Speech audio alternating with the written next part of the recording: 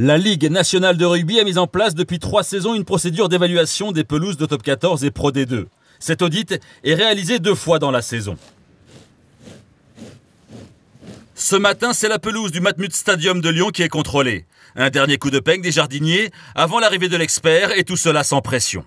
La pression, non, parce que nous, on est à jour dans les travaux. Après, on connaît le terrain, on sait qu'il n'est pas facile. On verra le verdict, le rapport de l'expert, et puis on va voir ce que ça donne. L'expert, le voici. Il s'appelle Christophe Gestin. Il est consultant pour la LNR et il va ausculter durant toute une matinée la pelouse dans ses moindres détails. Premier test, la capacité du terrain à absorber l'eau en cas de saturation. 28 mm en 13 minutes.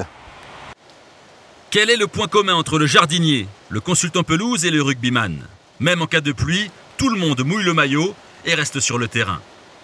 L'expert pelouse s'intéresse maintenant à la densité du gazon et au pourcentage de plantes adaptées ou non à la pratique du rugby.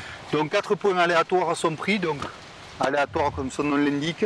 On fait une distinguo, nous, dans notre évaluation, entre les plantes nobles, celles qui sont adaptées à la pratique du rugby, et les plantes indésirables, qui sont elles beaucoup moins adaptées et qui peuvent avoir une influence sur le comportement face aux appuis. Voilà, là on a un gros spot, ça s'arrache comme un rien, et ça c'est une situation qui est problématique, hein. On peut imaginer lors d'une phase de mêlée la capacité d'arrachement qu'a le terrain. Il continue sa visite et va voir comment la pelouse réagit face aux crampons des chaussures. Cette mesure permet de mesurer la résistance rotationnelle. C'est une jambe qui fait 46 kg. C'est une norme dont on se sert pour le football et pour le rugby. Donc 6 crampons qu'on vient positionner donc sur le sol. Et là je fais donc un mouvement jusqu'au point de rupture. Donc tu vas voir, tu l'entends là, ça craque, clac. Donc 36 newtons, c'est relativement faible. Le représentant de la Ligue n'est pas là simplement pour donner des bons ou des mauvais points. Son rôle est aussi de conseiller le greenkeeper.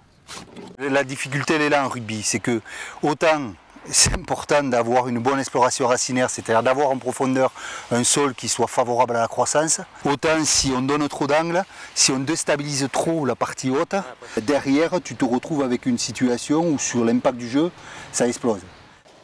Fin de l'inspection. Les résultats pour Lyon seront dévoilés quand toutes les pelouses de Top 14 et Pro D2 auront été contrôlées. Tac.